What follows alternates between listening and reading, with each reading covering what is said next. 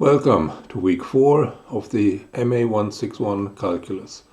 This week we look at exponential and logarithm functions in the context of composition of functions and other operations that you can use to make new functions from old ones. We start with a list of operations that I like to call function yoga.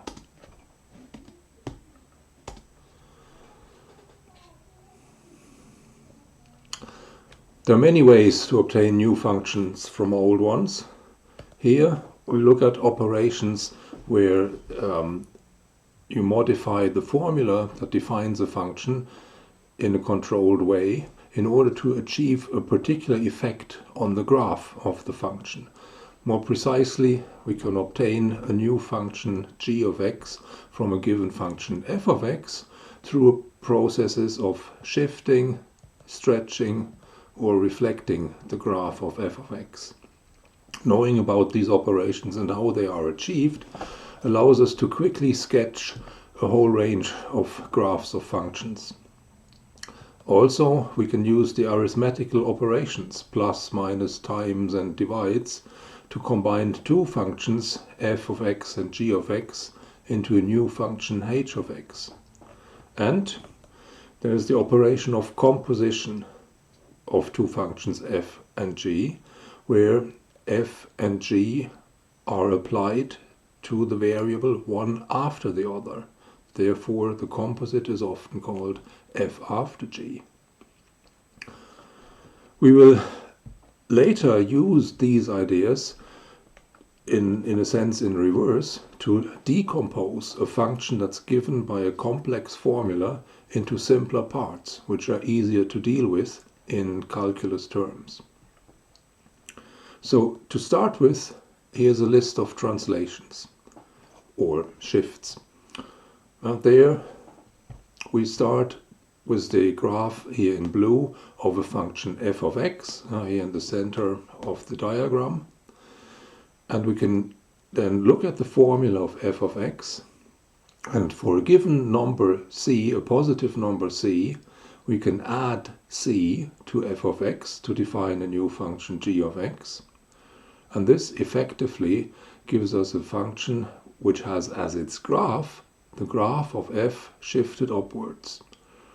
Here in orange is the blue graph shifted 2 units upwards because the corresponding function g of x is defined as f of x plus 2.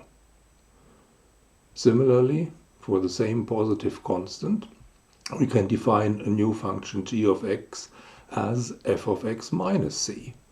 This shifts the graph, the blue graph of f of x, downward by c units. Here we see the green graph sitting 2 units. It's a copy of the blue graph 2 units below the blue graph. The blue graph effectively shifted downwards by c units.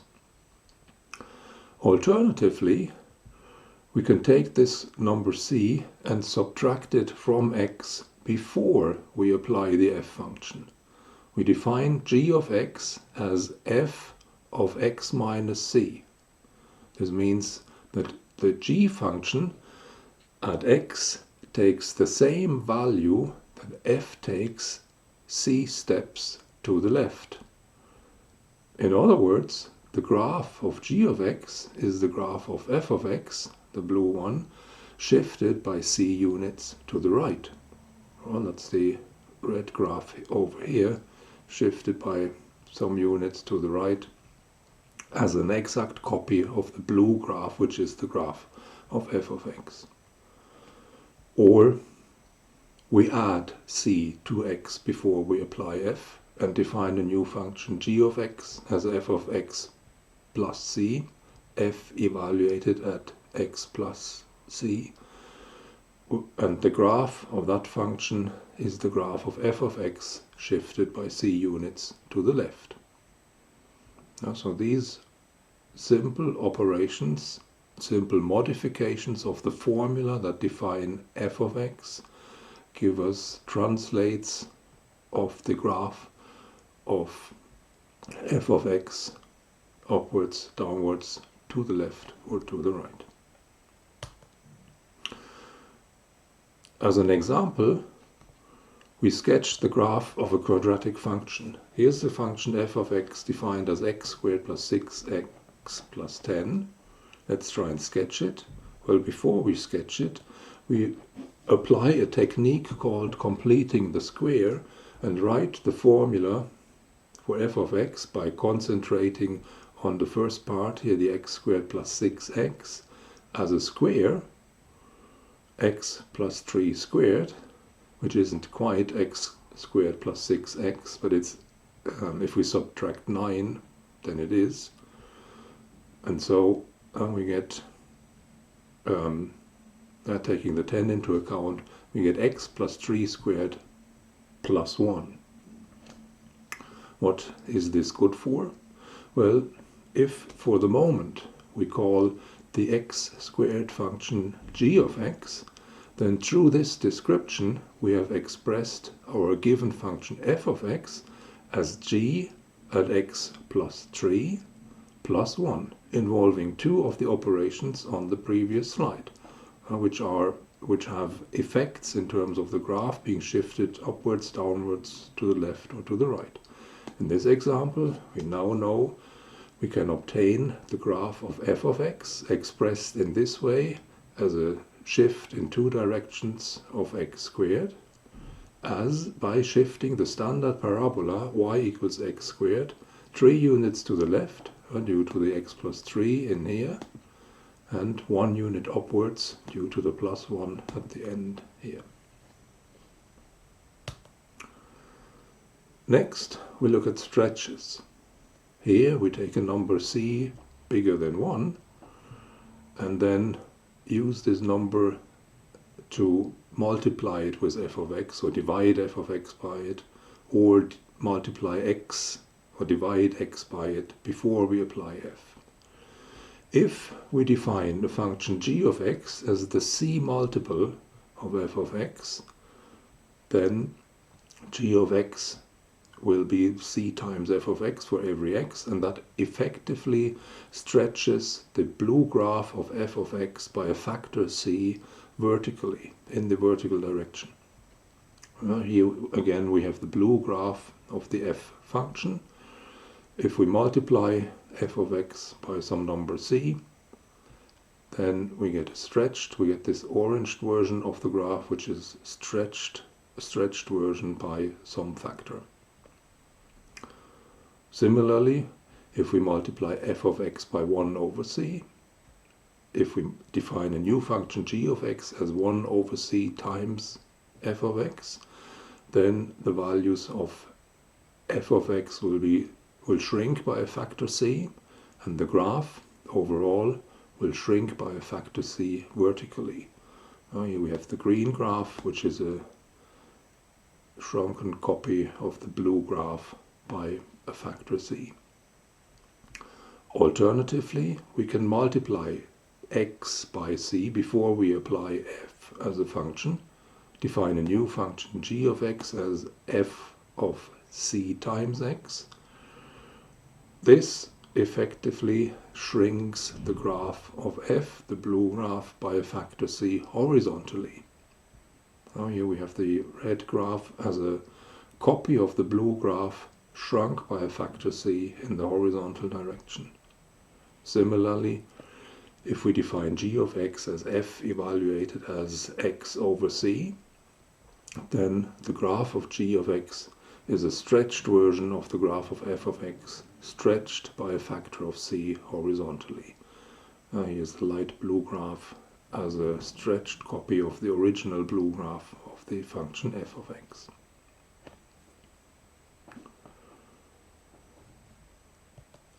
Here, as an example, are stretches of the cosine function.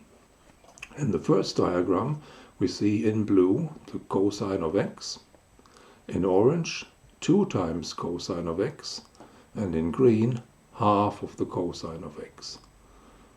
This gives graphs which go through the x-axis at the same points with the same frequency.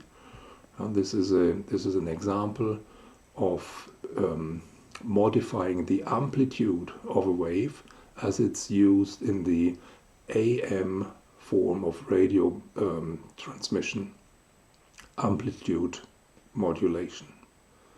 In contrast, in this second diagram, again we see in blue the cosine function, this time accompanied by, in red, the cosine of 2x, and in light blue the cosine of half of x. You see that the red graph here fits twice as many waves into the same space as the blue graph needs for one wave, whereas the light blue wave needs twice as much space. This is an example of frequency modulation as it's used in the FM mode of radio transmission.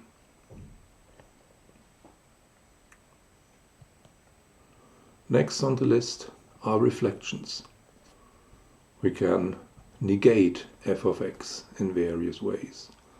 If we define a new function g of x as minus f of x, then the graph of g of x will be the graph of f of x reflected about the x-axis.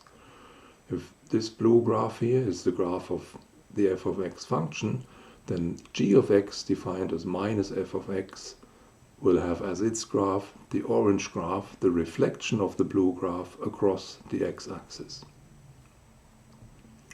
Similarly, if we define g of x as f of minus x, then the graph of g of x will be the graph of f of x reflected about the y-axis. Here we see the blue graph again, and the graph of g of x defined as f of minus x is the reflection of the blue graph across about the y-axis, the red graph here. And if we throw in two minus signs, if we define g of x as minus f of minus x, then effectively we do the two reflections together, which overall results in a rotation about 180 degrees about the origin. And that brings the blue graph here mirrored through the origin to the light blue graph down here. Note that we've dealt with this type of operations before. Well, we looked at the effect, we looked at the situation where the mirror image of a function under one of these operations was exactly the same. And we called a function f which has the property that f of minus x is the same as f of x, an even function.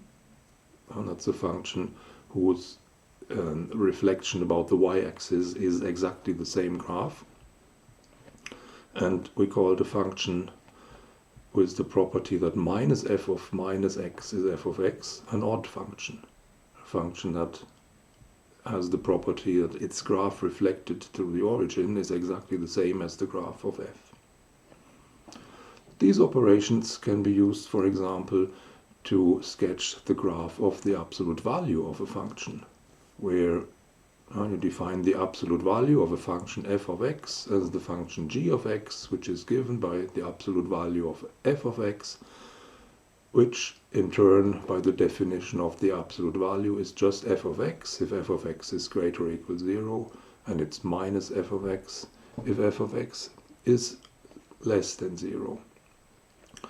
To obtain the graph of this absolute value of f of x, we look at the graph of f of x, distinguish between the part that lies above the x-axis and the part that lies below the x-axis. The formula here tells us to leave the part above the x-axis alone, and then minus f of x to reflect the part of the graph of f of x that lies below the x-axis about the x-axis, so that it too then lies above the x-axis. Here in the example, we have the g of x defined as the absolute value of x squared minus 1. Here is the graph of x squared minus 1, the standard parabola, shifted downwards by 1 unit. And then we take the part of the graph below the x-axis, flip it about the x-axis in order to obtain the graph y equals the absolute value of x squared minus 1.